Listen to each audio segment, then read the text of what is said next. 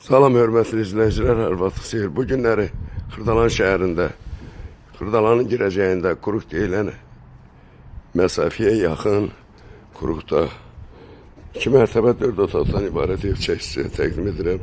Evimizin həyət hissəsidir. Belə bir xarici görünüşüdür evin. Zirzəmisi var. Ev tam mülkiyyət çıxarışlı bir evdir. İnsan daxılıq evin içərisinə.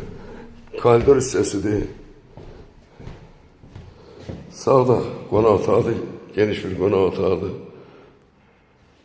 Pəncərəsi həyətinə baxır. Burada mətbəxdir. Geniş bir mətbəxdir. Pəncərəsi birbaşa küçəyə baxır.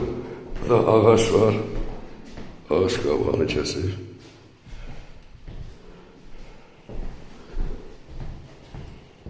Burada sanitar qoşağıdır. Belə bir sanitar qoşağı var. İndisə qalxaq ikinci mərtəbəyə.